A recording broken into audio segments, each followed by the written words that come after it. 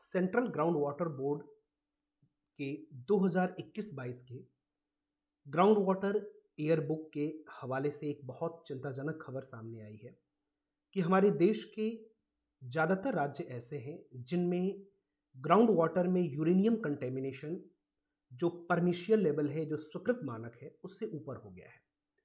अगर हम देखें ग्राउंड वाटर ईयर बुक 2021-22 को, तो हमारे देश में 12 ऐसे राज्य हैं जहां पर यूरेनियम संक्रमण या यूरेनियम कंटेमिनेशन भूमिगत जल में स्वीकृत मानक से ऊपर हो चुका है। अब स्वीकृत मानक कितना होता है? तो 30 पार्ट पर बिलियन, 30 पार्ट पर बिलियन तक अगर यूरेनियम अगर ग्राउंड वाटर में या भूमिगत जल में है तो वहां तक तो वो स्वीकृत है, लेकिन अगर उससे ऊपर है तो वो फिर समस्या का कारण बनता है। तो हमारे भारत के 12 ऐसे राज्य हैं जहां पर 30 पार्ट पर बिलियन से अधिक यूरेनियम कंटेमिनेशन ग्राउंड वाटर में देखा जा रहा है। अगर हम राज्यों के आधार पर बात करें तो यहां पर पंजाब, हरियाणा, दिल्ली, पश्चिमी उत्तर प्रदेश, इन जगहों पर यूरेनियम कंटेमिनेशन अधिक है। इसके अलावा अगर आप दक्षिणी राज्यों में देखें तो तेलंगाना है, आंध्र प्रदेश, तमिलनाडु, इनमें भी यूरेनियम कंटेमिनेशन ज़्यादा देखा जा रहा है।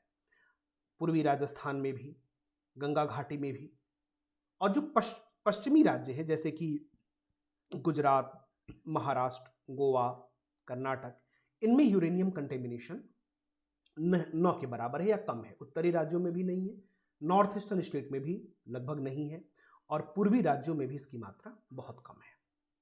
अब अगर हम देखें इसका कारण क्या है, इसका रीजन क्या है।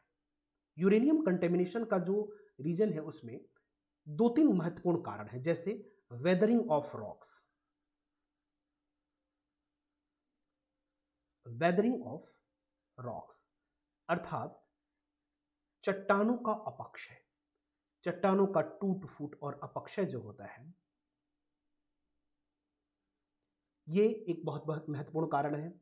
इसके अलावा लीचिंग प्रोसेस, जो चट्टानों में लीचिंग प्रोसेस होती है जो अत्यधिक जल के कारण होती है, लीचिंग प्रोसेस जिसको हिंदी में निक्षालन क्रिया कहते हैं, निक्षालन प्रक्रिया, इस निक्षालन प्रक्रिया से भी ग्राउंड वाटर में यूरेनियम कंटेमिनेशन होता है। लेकिन जो सबसे महत्वपूर्ण कारक माना जा रहा है वो है over exploitation of ground water,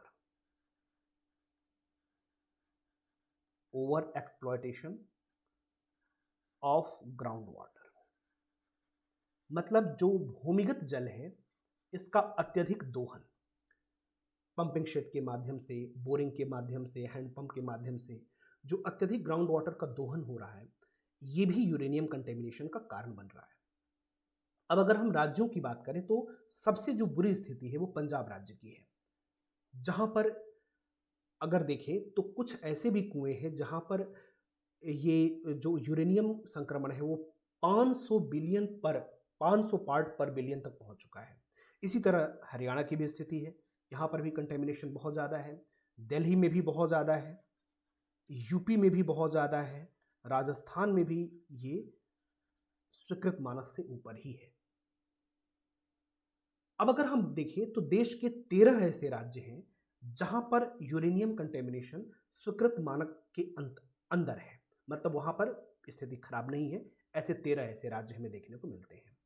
अगर हम इसका प्रभाव देखें कि इस ग्राउंड वाटर में यूरेनियम के मिलने से क्या प्रभाव पड़ता है शारीरिक, तो इसका सबसे बड़ा जो इफेक्ट देखने को मिलता है वो किडनी डिजीज के रूप में, मतलब जो रीनल फंक्शन है हमारा वो डिस्टर्ब हो जाता है, किडनी डिजीज होती है, बोन टॉक्सिसिटी, हड्डियों की बीमारी, इस तरह की समस्याएं देखने को मिलती हैं।